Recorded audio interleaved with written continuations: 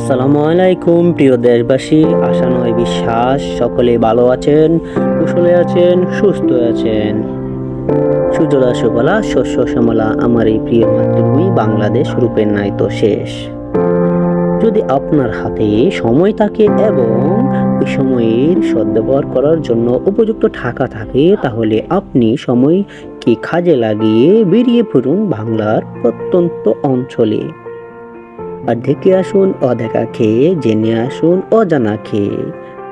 কিছু জ্ঞান অর্জন করে আসুন, কিছু জ্ঞান বেরিয়ে আসুন। চিনুন নিজেকে, চিনুন দেশকে, চিনুন দেশের মানুষকে, জানুন নতুন কিছু, জানান নতুন কিছু।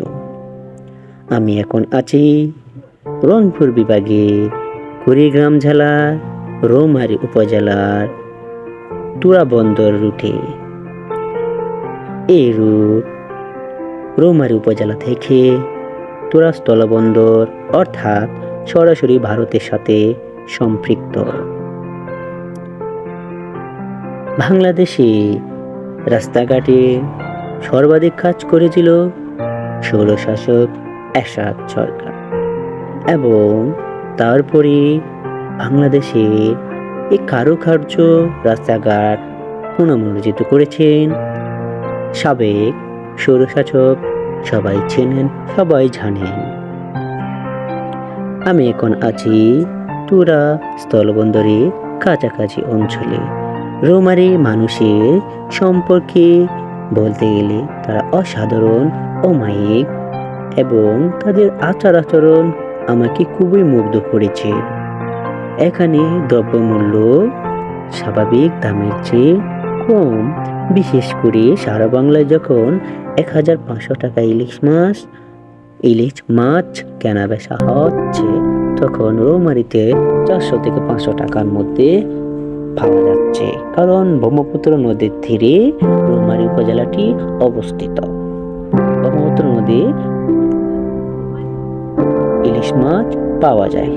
আবার এখানকার হোটেলগুলোতে সুলভ মূল্যে আপনি পেট ভরে খেতে পারবেন, এবং রাত্রি যাপনের জন্য আপনি 300 টাকায় রাত্রি যাপন করতে পারবেন। যদি দুজন হন তাহলে 175 টাকার মতো আপনার খরচ হবে। যদি আপনার হাতে উপযুক্ত সময় থাকে তাহলে আর দেরি কেন, বেরিয়ে পড়ুন আর জানুন, নিজেকে চিনুন। ওই যে দেখা যাচ্ছে ব্রহ্মপুত্র নদীর অপর একটি শাখা নদীর উপর সুন্দর একটি কারুকার্যে সজ্জিত একটি রেস্টুরেন্ট। আমাদের 3 চাকাওয়ালা ভ্যান গাড়ি এগিয়ে চলছে তুরা স্থলবন্দরের দিকে।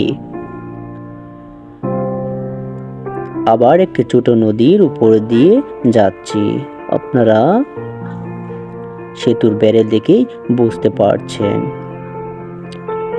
স্বৈরশাসক যাই করুক আর নাই করুক, এই ধরনের যোগাযোগ ব্যবস্থার জন্য বিশেষ করে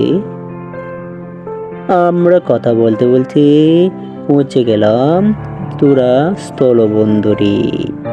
ওই দেখা যাচ্ছে ভারতের সীমানা, ওই দেখা যাচ্ছে সাইনবোর্ড, যেখানে সতর্কবাণী লেখা আছে, সাবধান, সামনে সীমান্ত,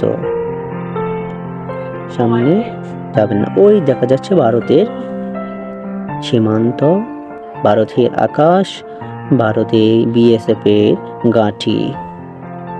ওই দেখা যাচ্ছে সকল কিছু ভারতের অভ্যন্তরে অবস্থিত। এখানকার থেকে ভারত বেশি দূরে নয়, একদম কাছে। ওই খেজুর গাছগুলো ভারতে, এবং খেজুর গাছের সামনে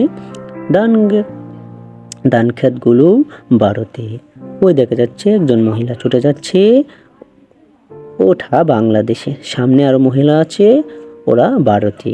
তারা একত্রে কাজ কাম করে।